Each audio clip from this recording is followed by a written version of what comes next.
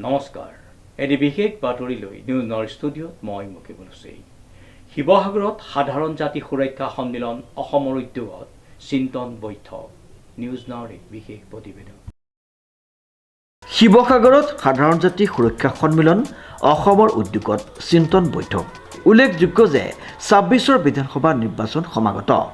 বৃহত্তৰ অসমীয়া সাধাৰণ শ্ৰেণী ৰাইজৰ অধিকাৰ সুৰক্ষাৰ বাবে জাগ্ৰত অসমৰ একমাত্ৰ জাতীয় সংগঠন সাধাৰণ জাতি সুৰক্ষা সন্মিলন অসম কেন্দ্ৰীয় সমিতিৰ পৃষ্ঠপোষকতাত শিৱসাগৰ জিলা সমিতিৰ সহযোগত শিৱসাগৰ ফুকন নগৰৰ নিউলুক একাডেমীত জিলা পৰ্যায়ত এখন চিন্তন বৈঠক অনুষ্ঠিত কৰা হয়। সাধাৰণ জাতি সুৰক্ষা সন্মিলন অসম কেন্দ্ৰীয় সমিতিৰ উদ্যোগত শিৱসাগৰ জিলাত এখন চিন্তন বৈঠক অনুষ্ঠিত হয়। ইয়াত UGCৰ জৰিয়তে সাধাৰণ জাতিৰ ওপৰত পৰিব পৰা প্ৰভাৱৰ বিষয়ে বিস্তৃতভাৱে আলোচনা কৰা হয় আৰু এইখিনি পিছলৈকে যাতে সাধাৰণ জাতি এই পৰিস্থিতিৰ লগত কিদৰে মোকাবিলা কৰিব তাৰ ওপৰত এটা আলোচনা অনুষ্ঠিত হয় আৰু এইখিনি পিছৰ পৰ্যায়লৈ আগবঢ়াই লৈ যাবলৈ কাৰণে এটা ৰূপৰেখা প্ৰস্তুত কৰা হয়। আমি সকলোৰে এই বিষয়ত সচেতনতা আৰু সজাগতা কামনা কৰিছোঁ। আমি এইখিনি সময় জোৰ কৰি হাত পাইছেহি, গতিকে এতিয়াই যদি আমি কিবা এটা নকৰোঁ পিছলৈকে আমাৰ বিপদ অনিবাৰ্য। সকলোৱে এই কথাখিনি গুৰুত্বটো বুজি পাওঁ আৰু সকলোৱে এই কামত হাতে হাত ধৰি আগবাঢ়ি ইয়াকে কয়।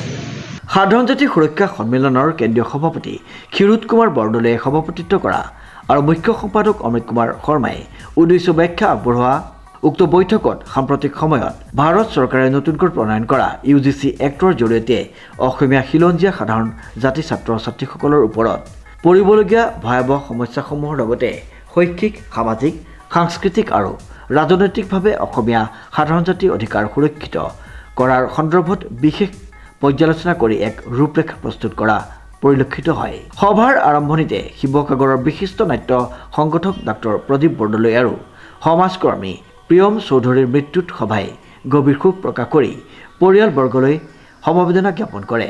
উক্ত চিন্তন বৈঠকত জ্যেষ্ঠ সমাজসেৱিকা সুশীলা গোস্বামী, জ্যেষ্ঠ সমাজসেৱক অনঙ্গমোহন শৰ্মা, জিলা ভাৰপ্ৰাপ্ত সভাপতি তথা বিশিষ্ট শিক্ষাবিদ জ্যোতিপ্ৰসাদ দত্ত, কেন্দ্ৰীয় মুখপাত্ৰ ৰাজলক্ষ্মী ভূঞা, সমাজসেৱিকা বন্দনা কৌশিক বৰদলৈ, সাংবাদিক প্ৰাঞ্জল পূজাৰী, নাট্যকাৰ ৰূপক ভূঞা প্ৰমুখ্যে ব্যক্তিসকলে সাধাৰণ জাতিৰ বৰ্তমান আৰু ভৱিষ্যতৰ ওপৰত গুৰুত্বপূৰ্ণ আৰু সাৱলীল বহুকেইটা বিষয়ত আলোকপাত কৰে।